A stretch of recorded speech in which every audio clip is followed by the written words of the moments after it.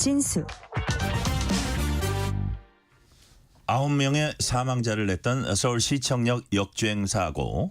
한밤에 서울 도심 한복판에서 벌어진 이 충격적인 사건 다들 기억하실 겁니다. 사고를 낸 68살 운전자는 지난달 구속 상태로 재판에 넘겨졌습니다. 서울시청역 사고 이후에도 65세 이상 운전자가 낸 크고 작은 교통사고가 보도되면서 고령 운전자 안전 문제에 대한 우려는 계속되고 있습니다. 최근 KBS 시사 프로그램 더 보다를 통해서 관련 내용 보도한 김채린 기자와 얘기 나눠봅니다. 김채린 기자 어서 오세요. 네, 안녕하세요. 자, 요즘도 고령 운전자 사고 소식 종종 보고 있습니다. 고령 운전자 교통사고 통계상으로도 많다는 게 좀 확인이 됩니까? 네, 우선 말씀드리기 전에 고령 운전자라고 하면 네. 그 노인복지법상 노인 기준과 같은 65세 이상 운전자를 말하는 거고요. 2022년 기준으로 65세 이상 인구 중에 47.3%가 운전면허를 보유하고 있는 것으로 나타났는데요. 이 교통사고를 얼마나 내냐 통계를 찾아보면 이 고령 운전자가 내는 사고가 1년에 3만 건이 좀 넘는 수준으로 지금 나타나고 있습니다. 연령별로 놓고 보면 이 고령 운전자가 내는 사고 건수가 2022년 기준 전체 교통사고의 17.6%를 차지했는데요. 2013년엔 전체의 8.2%였으니까 10년 사이에 고령 운전자 사고가 그 2배 넘게 그 비중이 증가한 거라고 보시면 될 것 같습니다. 네. 자, 전체 교통사고 건수는 이제 줄고 있다고 하는데 어쨌든 고령 운전자 사고 건수는 좀 늘어났네요. 이게 아마 네. 고령 운전자 비율이 늘어난 것도 한 몫을 하겠지만 여하튼 2배 늘었다는 건 많이 늘었네요. 상당히 네. 증가하는 추세인데 네. 김 기자 보시기에 이렇게 고령자 교통사고 늘어난 이유 네. 뭡니까? 요즘 들어서 특별히 뭐 고령 운전자 분들이 더 위험하게 운전을 한다, 사고를 많이 내신다 이런 건 아니고요. 네. 아까 말씀하신 대로 사회가 고령화되면서 운전자 중에도 고령자가 많아지다 보니까 자연히 사고 비중이 늘어나는 측면이 가장 크다. 네. 이렇게 볼 수 있습니다. 전체 운전면허 소지자 중에서 65세 이상이 차지하는 비중도 10년 사이에 2배 늘었거든요. 지금 2022년 기준 12.9%였는데요. 앞으로도 고령 운전자가 해마다 30만 명 이상씩 늘어서 내년엔 500만 명, 2040년에는 1,300만 명이 될 것으로 전망됩니다. 그래서 사고 건수도 점점 늘어날 가능성이 높습니다. 다만 실제로 교통사고 유발률을 보면은 65세 이상 운전자가 가장 높지는 않습니다. 네. 운전면허 소지자 대비 교통사고 건수 비율을 추정한 연구에 따르면요. 20세 이하가 가장 사고 건수 비중이 높았거든요. 고령 운전자일수록 교통사고를 내는 비율이 더 높아지는 건 아니라는 얘기입니다. 오히려 젊은 운전자들이 참을성이 적고 또 모험을 즐기는 성향이 강하기 때문에 교통사고를 더 많이 내고 이건 우리나라에만 국한되는 얘기가 아니라는 전문가 분석도 취재 중에 접할 수 있었습니다. 어린 운전자가 사고는 더 많이 낸다. 네. 그런 말씀이시고요. 그런데 건수 못지않게 이제 사고 규모도 중요할 것 같아요. 서울시청역 역주행 사고처럼 실제로 고령 운전자들이 큰 사고도 많이 내는지 살펴볼 대목입니다. 실제로 그렇습니까? 네, 맞습니다. 이 고령 운전자들이 내는 교통사고는 전 연령대에서 치사율이 가장 높은 것으로 나타납니다. 이 교통사고로 발생한 사망자가 가장 많다는 거죠. 그래서 사고 100건당 교통사고 사망자 수를 봤더니요. 운전자 나이가 65세 이상인 경우 2.12명으로 가장 높게 나타났습니다. 또 65세 이상 고령층 중에서도 나이가 많아질수록 특히 운전자 나이가 85살을 넘어가면 교통사고에 따른 사망자 수가 크게 늘어난다. 이런 연구 결과도 있습니다. 아무래도 나이가 들면서 돌발 상황에 빠르게 대처하는 능력, 뭐 순간적인 판단 능력 이런 것들이 상대적으로 떨어지고 또 농촌처럼 교통 인프라가 잘 갖춰져 있지 않은 지역의 고령 운전자가 운전을 많이 하기 때문에 이런 것들이 고령층에서 대형 사고가 많이 일어나는 이유로 지금 거론이 되고 있습니다. 네. 자, 그렇게 큰 사고들로 이제 각인이 되니까 고령 운전자는 위험하다는 인식이 자연스럽게 생겨난 것 같습니다. 네. 반면에 또 나이로 사고를 판단하는 건 억울하다 이런 분들도 있긴 있을 것 같아요. 네, 그렇습니다. 제가 취재한 교통정책 전문가들도 이 나이를 기준으로 삼아서 고령 운전자는 위험하다 이렇게 단정하는 건 합리적이지 않다고 다들 말씀하셨습니다. 실제 연령별 운전 능력을 연구한 결과를 보면요. 65세 이상에서 각 개인별의 운전 능력 차이가 가장 크게 나타났거든요. 편차가 크다는 네네. 거죠. 그래서 고령 운전자의 운전 능력을 일반화하기가 그만큼 어렵다는 얘기입니다. 또 이제 고령 운전자들에게 나타나는 보상 행동이라는 걸 고려해야 된다는 얘기도 있는데요. 보상 행동이요? 네, 고령 운전자들은 이제 시각 포함해서 신체 기능이 많이 떨어져 있고 이런 것들을 상쇄하기 위해서 스스로 뭐 야간 운전을 좀 제한한다든지 운전을 더 천천히 한다든지 이렇게 더 조심을 한다는 겁니다. 그래서 고령이기 때문에 오히려 사고 위험을 낮추는 요인도 실제로 존재한다는 거죠. 제가 취재 과정에서 65세 이상 운전자분들을 여러 만나기도 했는데요. 말씀을 들어보면 그 젊었을 때는 좀 난폭하게 또 과속으로 운전을 하곤 했다. 근데 나이가 들면서 차분해지고 또 조심성이 좀 커지면서 사고 위험을 줄이는 측면도 있는 것 같다. 이런 얘기를 많은 분들이 해주셨습니다. 그러니까 고령 운전자가 두 가지 측면을 갖고 있군요. 그러니까 네. 반응 속도가 느리고 이게 그렇기 때문에 좀 위험한 측면도 있지만 자기가 그런 걸 알기 때문에 더 이렇게 조심하는 그런 네. 측면을 동시에 갖고 있는데 그럼에도 불구하고 아까 말씀하셨듯이 고령 운전자들이 큰 사고, 치명적 사고 많이 낸다는 경향을 그냥 지나칠 수는 없을 것 같아요. 그래서 당국은 어떻게 대응하고 있습니까? 네, 현재 우리나라에서는 고령 운전자의 운전 면허를 관리하는 정책을 시행하고 있습니다. 네. 우선 운전면허 갱신 주기가 나이별로 다른데요. 이 운전면허를 일정 기간마다 갱신해야 운전을 계속할 수 있잖아요. 네. 근데 65세 미만은 10년에 한 번씩 면허를 갱신하지만 65세에서 75세 미만은 5년마다 그리고 75세 이상은 3년마다 하는 걸로 2019년에 개정이 됐습니다. 또 고령자에 대한 운전면허 갱신 조건도 비고령자보다 까다로운 편인데요. 네. 70세 이상은 무조건 시력 청력 검사 등 정기 적성 검사라는 걸 통과해야 하고요. 75세 이상은 치매 안심센터에 가서 치매 선별 검사도 받아야 합니다. 나이가 들수록 더 자주 그리고 더 많은 절차를 거쳐야 면허를 갱신할 수 있는 셈입니다. 또 다른 하나는 운전면허 자진 반납 제도라는 게 있는데요. 이건 2018년 부산시에서 처음 시작한 제도인데 65세 또는 70세 이상 고령자가 경찰서에 스스로 운전면허를 반납하면은 이제 자치단체에서 그 대가로 일정한 금액의 지원금을 주는 방식입니다. 주로 교통카드 충전금이나 전통시장에서 쓸 수 있는 상품권으로 지급이 되고 있는데요. 대부분 이제 10만 원 정도 수준이지만 자치단체에 따라 지원금이 30만 원을 넘어가는 곳도 속속 등장을 하고 있습니다. 와, 30만 원 꽤 많네요. 네. 그러니까 이게 결국 이 뜻은 그냥 좀 도로에 나오면 좀 위험할 수 있으니까 대중교통 안전하게 타고 다니시라 뭐 이런 취지인가 봐요. 네, 그런 부분이 크고요. 이제 네. 자진 반납이기 때문에 조금 강제로 반납하는 것보다는 그러니까요. 네, 조금 덜 거부감을 느낀다고 해야 될까요? 그래서 네네. 이제 시작이 된 건데 하지만 이게 잘 효과를 내지는 못하고 있습니다. 아, 자진 반납이요? 네, 이제 경찰청 통계를 보면은 지난해 65세 이상 운전면허 소지자의 면허 반납률이 2.48%에 그쳤거든요. 이게 계속 10%도 넘지 않고 있는 건데 이렇다 보니까 자치단체들이 지원금을 올리면서까지 운전면허 반납을 독려하는 겁니다. 네. 그런데 제가 만난 교통정책 전문가들은 이렇게 면허 반납률을 올리는 데는 한계가 명확하다. 이렇게 지적을 했는데요. 생업 때문에 운전을 반드시 해야 하는 고령층 분들이 많고 특히 대중교통이 잘 갖춰지지 않은 농촌에 사는 고령층의 경우 자가용이 없으면 생활이 불가능하기 때문에 면허 반납을 결심하기가 어렵다는 겁니다. 딱 한 번 이제 일회성으로 주는 지원금인데 그걸 생업, 일상이랑 포기하는 게 어떻게 일상을 포기하는 게 어떻게 가능하겠냐 이런 이야기죠.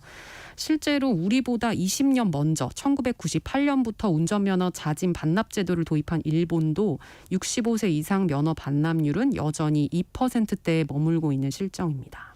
그러니까 지금 보니까 면허 반납이라는 게 어느 정도 그 여러 가지 요 문제를 해결할 수 있는 이제 보충적인 제도일 수는 있어도 그 자체로서 이 문제가 바로 해결되는 건 아니다 이런 취지로 이제 말씀하시는 것 같고요. 네. 그래서 일정 나이가 되면은 운전면허를 반납하는 걸 원칙으로 하면 어떠냐? 뭐 이런 얘기도 또 나오고 있어요. 네. 하지만 일단 연령에 기반한 차별이다라는 이런 요소가 있는 데다가 예상되는 부작용 역시 만만치 않다. 이런 문제가 있는데요. 우선 면허를 반납하면 고령자분들의 이동에 큰 제한이 생기게 되고 이게 고령층의 건강에 나쁜 영향을 줘서 보건학적으로 많은 비용이 발생할 수 있다. 이런 견해가 있습니다. 네. 자유로운 이동이 가능한지 이 여부가 고령층의 삶의 질에 큰 영향을 주는 요소이기 때문이고요. 또 자동차를 운전할 수 없게 되면 고령자들이 오토바이, 스쿠터 같은 이륜차를 대체 수단으로 운전할 가능성이 높은데 이렇게 되면 치명상을 입는 그런 사고가 많이 늘어나서 사회적 비용이 더 클 거다. 이런 분석도 있습니다. 해외 경우에도 나이를 기준으로 운전면허를 획일적으로 박탈하는 나라는 한 곳도 없습니다. 아, 그렇군요. 자, 이게 들어보니까 양쪽 측면이 다 있기 때문에 야, 이게 풀기가 그렇게 쉽지 않은 문제라는 생각이 들고요. 네. 그럼 이런 운전면허 관리 외에 고령 운전자 사고를 줄이기 위한 대책도 있을 것 같아요. 어떤 게 있을까요? 네, 제가 취재한 전문가들은 일단 정책의 방향을 좀 다시 생각해 볼 필요가 있다. 이렇게 말씀하셨는데요. 네.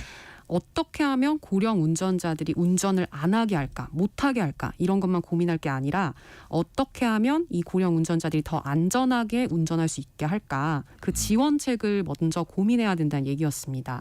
지금처럼 운전면허 반납을 유도하는 것도 뭐 어느 시점에는 운전을 그만둬야 한다 이런 신호를 준다는 점에서 사회적 의미가 있기는 하지만 네. 그 면허 관리 정책에만 머물러서는 안 된다는 얘기였어요. 그렇군요. 면허 이런 운전 제한 정책에만 머물러선 안 된다. 네. 그런 이제 말이었는데 자, 안전 운전을 지원한다고 한다면 뭐 차량의 보조 장치 뭐 같은 걸 단다든지 뭐 그런 방법도 있을 것 같아요. 그것도 하나의 대안이 될 수 있습니까? 네, 실제로 좀 하고 있는 곳들이 좀 있는데 뭐 네. 전남도의 경우에 올해 고령 운전자의 차량에 차선 이탈 경보 장치를 설치하는 그 지원 사업을 벌이고 있기도 합니다. 네. 그런데 이런 제도가 가장 잘 갖춰진 사례는 일본에서 찾을 수 있는데요. 일본은 잘 아시다시피 고령화 수준이 세계에서 가장 높은 나라고 이제 고령 운전자의 비율도 24%나 돼서 우리나라의 그렇군요. 거의 2배에 달하거든요. 그만큼 고령 운전자 정책이 가장 발달했다는 평가를 받는데요. 일본은 이 고령 운전자의 안전 운전을 지원한다 이런 목적으로 2017년에 세이프티 서포트카 이른바 서포트카라는 제도를 도입했습니다. 기존 차량에 특정한 안전 보조 기능 등을 탑재하면 정부에서 서포트카로 인정을 해주는 그런 제도인데요. 네. 현재 11개 자동차 제조사에서 162개 종의 서포트카를 판매하고 있습니다. 이 그래요? 제도가 도입된 지가 이제 8년 차인데요. 지금은 새로 나오는 차들 신차의 90% 이상의 이런 서포트카 기능이 장착돼 출시되고 있다고 하고요.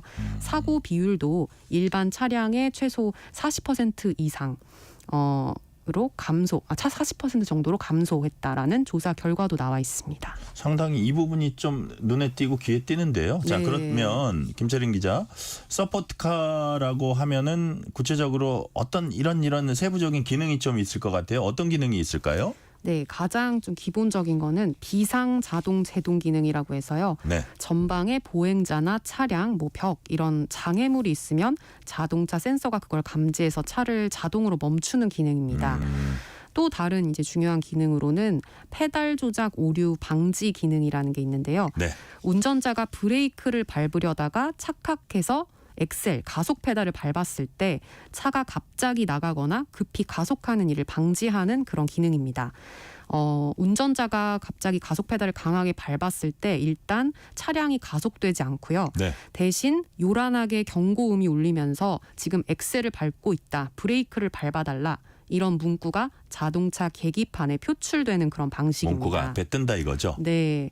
그래서 출시된 지 오래된 그런 구형 차량들도 이런 장치를 마트에서 따로 구입하면 바로 네. 설치해서 사용할 수 있도록 그렇게까지 발전이 돼 있는데요. 네. 초기에는 이제 정차 상태이거나 시속 10km 이하로 달리는 상태에서만 페달 조작 오류를 잡아냈는데 최근 2, 3년 동안 기술이 더 발달해서요. 시속 30km 이하로 주행 중일 때 갑자기 가속 페달을 밟으면 차량이 페달 조작 실수라고 판단하고 급가속을 방지하는 차까지 나왔습니다. 네. 네. 자, 지금 김채린 기자 얘기 듣고 보니까 페달 조작 오류 방지 장치 이거는 상당히 유용할 것 같다는 생각이 제가 들거든요. 네. 근데 그 서울시청역 역주행 사고도 조사 결과 원인이 운전자 페달 착각으로 지금까지 이제 밝혀져 있습니다. 네. 실제로 우리나라에도 가속 페달을 이제 브레이크라고 착각해서 큰 사고가 일어나는 경우가 종종 있죠. 네, 상당히 많이 보도가 되고 있고 네. 지난해 3월에 전북 순창에서 이제 조합장 투표 당시에 네. 사망자가 4명이 나왔던 고령 운전자 사고, 그게 이제 시청역 사고 바로 전에는 가장 많은 사망자를 낸 고령 운전자 사고였는데 네. 그거 역시 페달 착각으로 인한 사고였고요. 다만 이제 우리나라에는 관련 통계가 지금 집계되고 있지는 않습니다. 일본에 이제 자세한 통계가 나와 있는데요. 그걸 보면은 사망자가 발생한 교통사고 중에서 운전자의 페달 조작 실수로 일어난 사고의 비중이 연령이 높아질수록 더 증가하는 걸 확인할 수가 있습니다. 네네. 그래서 일본의 최근 10년 동안 통계를 보면은 65세 미만에서 브레이크와 가속 페달을 잘못 밟아 일어난 사망 사고의 비율이 전체 0.4%밖에 되지 않았는데요. 65세가 넘어가면 이 비율이 4%로 급격히 높아졌고요. 특히 80세가 넘어가면 페달 조작 실수로 일어난 사망 사고의 비율이 8.2%까지 올라가서 비고령층의 20배가 넘었습니다. 네. 그래서 이런 통계가 있기 때문에 일본에서도 이제 페달 조작 오류 방지 기능을 계속 발전시키고 있는 건데요. 실제 효과도 있었습니다. 일본 자동차 기업 도요타 여기서 보험사 자료를 분석해 내놓은 통계를 보면요. 이런 방지 장치를 장착한 차량에서 페달 조작 오류로 인한 사고가 일반 차량보다 70% 감소했습니다. 그래서 최근 일본 정부는 자동 변속기 차량에는 무조건 이 페달 조작 오류 방지 장치를 장착하도록 의무화하겠다 이렇게 발표하기도 했습니다. 네. 김채린 기자 얘기 듣다 보니까 우리나라 자동차 기술 이제 상당히 고도화돼 있는데 고려할 때 국내에도 이 정도면 충분히 적용할 수 있지 않을까 생각도 드는데 가능하다고 보세요? 네, 우리나라에선 아직 이런 기술이 상용화되진 않았지만 네네. 이제 차량 기술이 세계 최고 수준인 만큼 이런 기술을 도입하는 데는 어려움이 없을 거다라는 게 전문가들의 대체적인 견해고요. 실제로 한국교통안전공단에서 이 네. 페달 조작 오류 방지 기술을 개발하기 위한 연구도 진행하고 있습니다. 다만 이런 기능을 새로 차에 넣었을 때 차량 가격이 올라갈 수 있으므로 이제 초기에는 일본처럼 정부에서 보조금을 지급할 필요가 있다. 이런 얘기도 나오고 있습니다. 네. 자, 아무래도 그 인간의 실수를 기술로 보완한다 방향 자체 맞는 것 같고요. 뭐 시간이 네. 좀 걸릴 수도 있을 것 같은데 김채린 기자 보시기에 또 고령 운전자 사고에 대한 또 다른 대책 어떤 게 있을까요?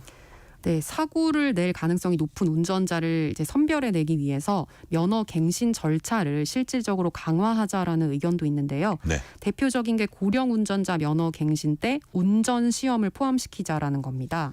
그래서 미국 일리노이주에서는 75세부터 면허 갱신을 하려면 반드시 도로 주행 시험을 다시 통과를 해야 하고요. 호주와 뉴질랜드 일부 지역에서도 비슷한 제도가 운영되고 있습니다. 가장 최근에는 2022년 일본에서 일부 고령 운전자의 면허 갱신 때 운전 기능 시험을 추가했는데요. 75세 이상 운전자 중 최근 3년 새 교통 법규를 어겨서 적발된 사람은 운전 기능 시험까지 통과해야만 면허를 갱신할 수 있게 했습니다. 그래서 실제로 주행 시험을 보러 온 일본의 고령 운전자 분들을 저희 취재진이 만나봤는데요. 네네. 운전 기능 시험이 내 운전 실력을 정확히 파악할 수 있는 계기가 됐다. 네. 경각심을 가지게 됐다면서 이 제도의 필요성에 공감을 표하기도 했습니다. 자, 오늘 말씀은 여기까지 듣겠습니다. 지금까지 김채린 기자였습니다. 김 기자 말씀 잘 들었습니다. 네, 감사합니다. 고령 운전자 이슈를 다룬 더보다 방송은 KBS 홈페이지와 유튜브에서 다시 보실 수 있습니다. 지금까지 KBS 김채린 기자였습니다. 뉴스레터 K 1부 마치고 2부가 이어집니다.